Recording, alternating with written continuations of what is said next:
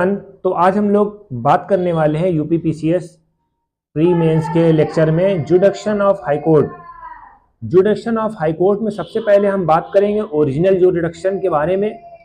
ठीक है, ओरिजिनल जुडिक्शन में हम रेवेन्यू मैटर के बारे में हम बात करेंगे। तो सबसे पहले हम लोग देख लेते हैं ओरिजिनल जुडिक्शन क्या होते हैं, एपलेट जुडिक्शन क्या होते हैं। इसके ऊपर हम लोग सबसे पहले डिस्कशन करेंगे, फिर हम लोग अपने टॉपिक को कवर करेंगे। ओरिजिनल जुडिक्शन क्या होता है कि जब भी पहले केस में ही, पहली बार में ही आपके पास किसी कोर्ट में केस आया हो, फर्स्ट टाइम जो केस आया हो, ठीक है, उसे हम ओरिजिनल जुडिक्शन कहेंगे। Got it.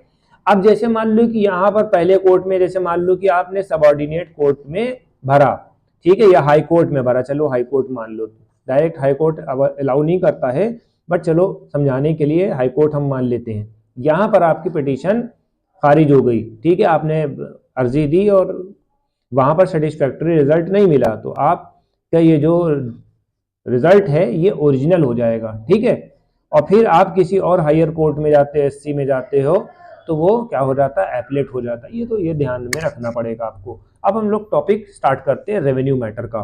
ठीक है, इसमें इधर देखा है कि जो सेक्शन 226 है गवर्नमेंट ऑफ इंडिया में 1935 में public service commission related to revenue, ठीक है, रेवेन्यू को बार्ड कर दिया गया था ओरिजिनल जुडिक्शन से।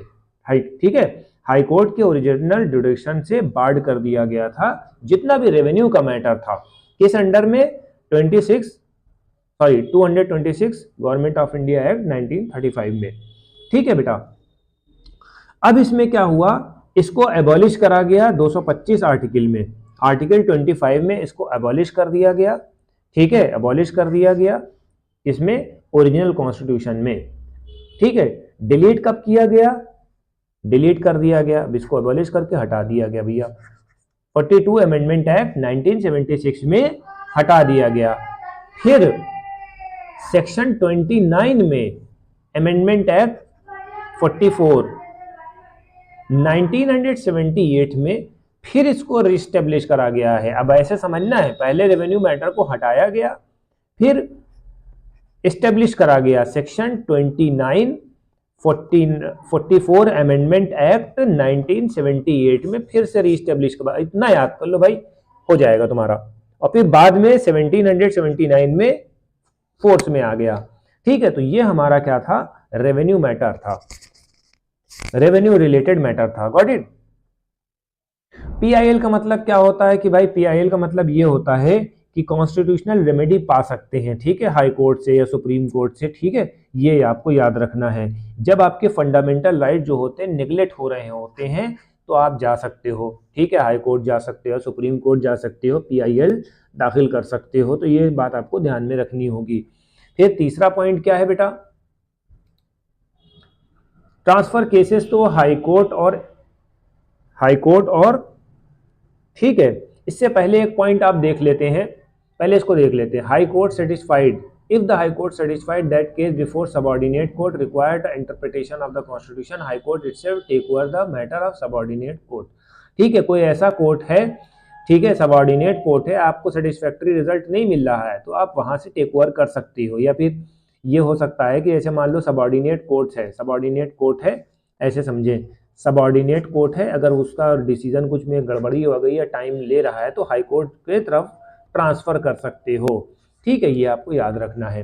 ठीक है बेटा, दूसरा पॉइंट क्या है, superintendent of subordinate court. Subordinate court को सुप्रिटेंडेंट करता है, सुप्रीम है, ठीक है, जैसे सुप्रीम कोर्ट है सबका हेड, उसी तरीके से हाई कोर्ट है किसका, सबऑर्डिनेट कोर्ट का। ये पॉइंट याद रखो। All judicial administrative matter high court exercise the right to supervision and court over the control of the subordinate. Under this power it can demanded any information.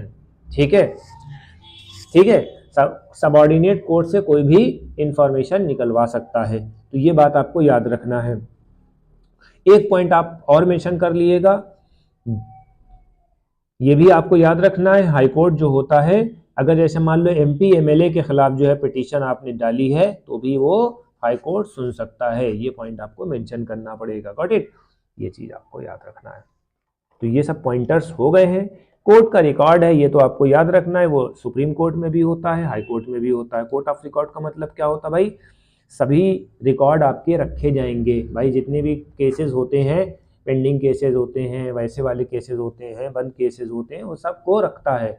Like supreme court, high court also card court of the record, decision of high court are binding and subordinate court that must be accepted. High court also power to punish the neglect and contempt. ठीक है, ये आपको याद रखना है। ठीक, constitution of India empower the high court to administer justice and oversees the function of inferior court. ठीक है, inferior court का मतलब क्या होता है, जो हाई कोर्ट से नीचे जो होते हैं सबऑर्डिनेट, उनको inferior courts कहेंगे। promptly address injustice। ठीक है, कोर्ट ऑफ रिकॉर्ड का मतलब यानी कि सबऑर्डिनेट कोर्ट से, अब ये समझिए इस पॉइंट को, जैसे सबऑर्डिनेट कोर्ट से आपको सेटिस्फैक्ट्री रिजल्ट नहीं मिला है, कुछ गड़बड़ी हो गई है, तो आप कहाँ जा सकते हो, हाई कोर्ट जा सकते हो। ठीक है, अब हाई कोर्ट के पास जब आप गए तो हाई कोर्ट सारी डिटेल्स देखेगा। ठीक है, हाई कोर्ट सारी डिटेल आपकी देखेगा कि क्या मैटर था, क्या चीज़ हुई है। ठीक है, क्या चीज़ मिसिंग थी, उस हिसाब से जो है वो बताया जाएगा। Got it. तो ये पॉइंटर्स आपका ये भी बन गया किसका, कोर्ट ऑफ रिकॉर्ड का। एक पॉइंटर्स और याद कर लेते हैं।